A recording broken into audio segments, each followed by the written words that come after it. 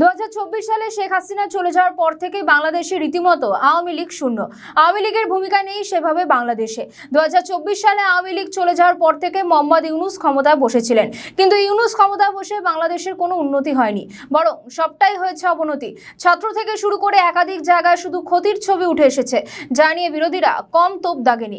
মোহাম্মদ ইউনূস আসার পর যারা দোষী তারা পায়নি শাস্তি, যারা দোষী নয় তারা পেয়েছে শাস্তি। রাতের পর রাত তারা কারাগারে রয়েছে এখনো। আর এই ইউনূস এসে সব থেকে বড় কাজ যেটা করেছিল সেটা হলো আওয়ামী লীগ দলটিকে নিষিদ্ধ করে দিয়েছিল। তারা ভোটে অংশগ্রহণ করতে পারেনি। আওয়ামী লীগের অনেক নেতারা তারা বাইরে গিয়ে রয়েছে, কেউ আবার দেশেও রয়েছে। হাসিনা 2024 সালের পর থেকে ভারতে আশ্রয় রয়েছেন।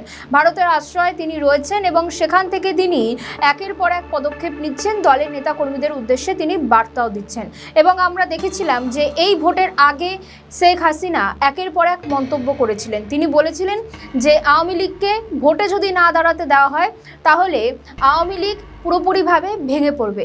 আর এবার দলের নেতাকর্মীদের উদ্দেশ্যে তিনি বলেছিলেন no vote no vote.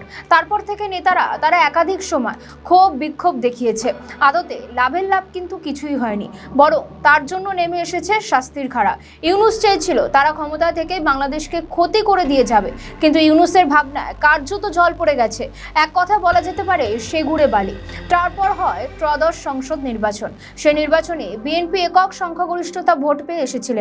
Tarique Rahman 17 বছর পর বাংলাদেশে এসে প্রধানমন্ত্রী হয়েছেন। তার হাতেই রয়েছে সব ক্ষমতা।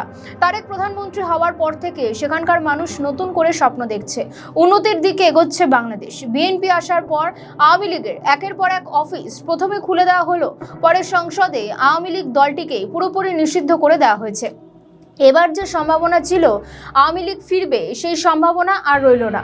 আমরা কিছুদিন আগে দেখেছিলাম শেখ হাসিনা এক অডিও বার্তা তিনি বলেছিলেন যে এই যে বিএনপি একটা বিপুল সংখ্যাগরিষ্ঠতা ভোটে তিনি জিতেছেন এবং তারপর তারেক প্রধানমন্ত্রী হয়েছেন, এর পেছনে আওয়ামী লীগের একটা যথেষ্ট ভূমিকা ছিল।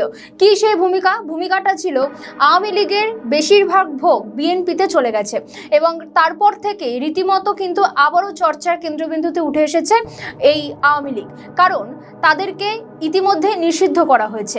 এই নিয়ে অনেক তর্ক বিতর্কের পর এখন যে প্রশ্ন বাংলাদেশে ঘুরছে, রিফাইন্ড আওয়ামী লীগ কি তাহলে আসছে?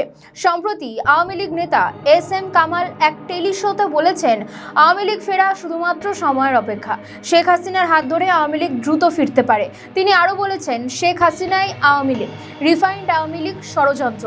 শেখ হাসিনার নেতৃত্বে আওয়ামী লীগ ফিরবে, রিফাইন্ড আওয়ামী লীগ বলতে কিছু নেই। আওয়ামী লীগ নেতা ওই টেলি শোতে ইউনূসের একাধিক কুকর্ম ফাঁস করেছেন। তিনি যা যা করে গেছেন সেগুলোই ফাঁস করেছেন। আমরা দেখেছিলাম ইউনূস শুধু একা কুকর্ম করেনি, তার সঙ্গে সঙ্গে ইউনূসের যে উপদেষ্টারা ছিলেন তারাও কিন্তু কুকর্ম করেছেন। কিন্তু তারপর থেকে রিফাইন্ড আওয়ামী লীগ নিয়ে এই মন্তব্যের জেরে আবারও বিতর্কের ঝড় উঠেছে বাংলাদেশে। এখন প্রশ্ন হলো আওয়ামী লীগের নেতা যে এত বড় একটি মন্তব্য করেছে, শেখ হাসিনার হাত ধরেই কি আওয়ামী লীগ ফিরবে, নাকি তার পুত্র সাজিব ওয়াজেদ জয়ের হাত ধরে হাসিনা ফিরবে? আবার বিশ্লেষকেরা যে কথা বলছে খালেদা জিয়ার পুত্র যেভাবে সিংহাসনে বসেছেন ঠিক সেভাবেই হাসিনার পুত্র সিংহাসনে বসবে। দেখুন, প্রশ্ন কিন্তু একটা, বিতর্ক জল্পনা আলোচনা সব তো চলবে, কিন্তু ফলাফলটা কি হবে সেদিকেই নজর থাকবে আমাদের ভিডিও ভালো লাগলে লাইক ও শেয়ার করুন, কমেন্ট সেকশনে আপনাদের মতামত জানান।